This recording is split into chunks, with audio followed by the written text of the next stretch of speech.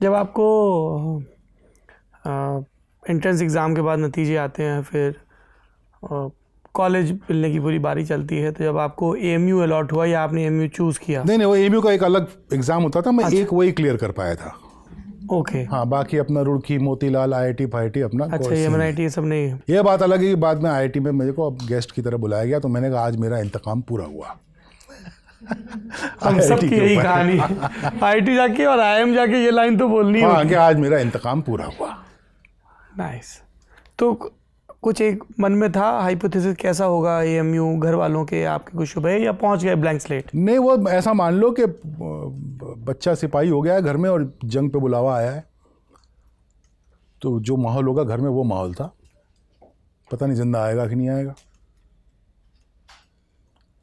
क्योंकि उस ज़माने में तो ख़ास तौर पे उत्तर प्रदेश में 3-4 शहरों में सालाना जलसा होता ही था हिंदुओं और मुसलमानों का, और हम उस मेजॉरिटी को बिलोंग करते थे जो ये मानती थी कि मुसलमानों ने गड़बड़ की होगी, हिंदू तो गड़बड़ करता नहीं।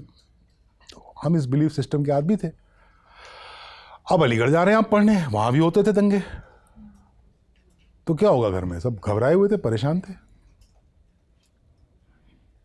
अच्छा, हमारे बाप थोड़े अलग टाइप के खिलंदड़े आदमी थे, तो बहुत ज़्यादा प्रोटेक्ट वगैरह नहीं करते थे। वो फेंक देते थे, जाइए। जैसे उन्होंने बम्बई फेंक दिया था मुझे, जैसे बच्चों को तैरना सिखाते हैं ना, मैं नहीं कर पाया मेरे बेटे के साथ आज तक। वो उसके लिए कलेजा चाहिए, बेटे को पानी में, बच्चे को पानी में फेंकने के लिए कलेजा चाहिए। तो वो गए, मुझे एडमिशन कराया, फीस भरी, अपना फिर आउट। फिर ऐसा कभी महीने में एक बार मम्मी के चिल्लाने पे एक टेलीग्राम आ जाता था, वो भी बहुत किफ़ायत से कि नो न्यूज़ वरिड। तो मैं उनसे भी ज़्यादा किफ़ायत में एक टेलीग्राम करता था, ऑल वेल।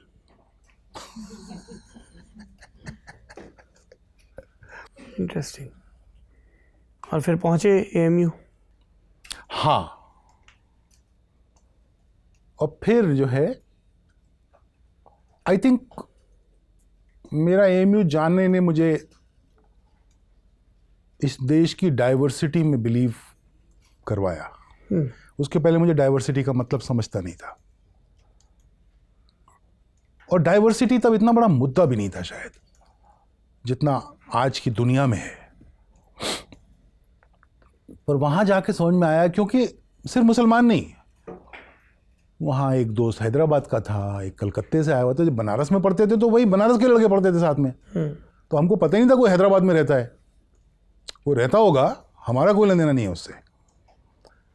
आपकी एक हैदराबाद के इंसान से दोस्ती हो रही है, उसकी हिंदी में थोड़ा सा कुछ ट्विस्ट है एक, पर वो आपको अच्छा लगता है, उसके साथ रहना आपको अच्छा लगता है। आप सिनेमा जा रहे होते हैं तो किसको फ़ोन, किससे बात करें कि भाई चलो तुम चलते हो क्या? तो वो एक बंगाली है, एक हैदराबाद का है, मुझे उसमें बहुत आनंद आया। उनके खाने अलग, हमारे यहाँ ये होता। अच्छा, क्या बात कर रहे हो? अच्छा, खिचड़ी में हल्दी नहीं डालते? अच्छा अच्छा अच्छा। तो देश समझ में आना शुरू हुआ बिकॉज ऑफ इट्स डाइवर्सिटी।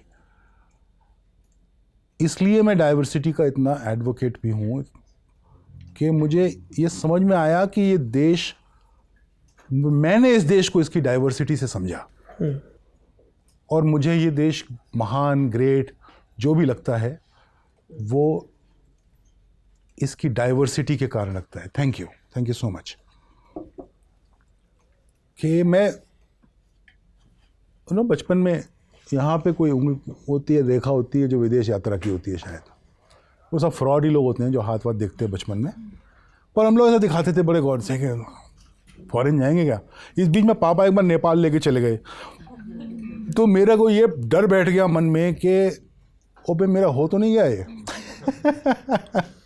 ये बचपन का ये सवाल तो होता था, विदेश यात्रा का योग है क्या? अच्छा, कितनी बार की बातचीत होती नहीं थी, एक ही बार गए, पाला छू के आए, तो मतलब अपन विदेश जाके आए हैं। तो नेपाल चूंकि पिताजी एक बार ले गए थे, उनके कुछ गोरखपुर में कोई ऑडिट की ड्यूटी थी, मुझे ले गए साथ में। उधर उस ज़माने में भैरवा मतलब यूँ ही चला जाता था आदमी, कोई बॉर्डर वॉर्डर था नहीं, अब शायद बन गया है। तो मैं भैरवा घूम के आ गया था, एक कैसियो की डिजिटल वॉच आई थी नहीं, वो ले आया था, ऐसा कुछ 100-150 रुपया पापा ने कुछ दिया होगा। गोल्ड स्टार के जूते? नहीं, जूते तक बात नहीं पहुंची थी। जूतों तक तो बात बहुत लेट पहुंची है। जूते वूते आप लोग 15 साल छोटे हैं भाई ज़्यादा, तो जूतों की ख्वाहिश, जीन्स की ख्वाहिश, कार्गोज वार्गोज तो अभी है। ये बहुत बात की बातें हैं। तो एनीवे, तो विदेश बहुत घूम आया हूँ, बहुत सारे देश देख लिए हैं। और मैं जब देश जाता हूँ तो मैं टूरिस्ट स्पॉटों पे नहीं जाता हूँ, मैं अंदर जाता हूँ। मुझे उनका कल्चर जानना होता है, उनका इतिहास जानना होता है, उनकी दिनचर्या जाननी होती है। तो कुल मिला के समझ में आया कि ये इतना यूनिक देश दुनिया का कभी कोई होगा नहीं जितना ये है। और इसलिए मैं उसके लिए इतना फाइट भी करता हूँ। और जो मेरी तमाम शिकायतें होती हैं वो इसलिए होती हैं कि मुझे इसका जो पोटेंशियल समझ में आता है इस देश का, उसके लिए हम लोग को काम करना पड़ेगा। बट हम लोग बहुत यंग देश हैं अभी, तो मुझे उसको लेके कोई ऐसी बड़ी चिंता नहीं रहती है।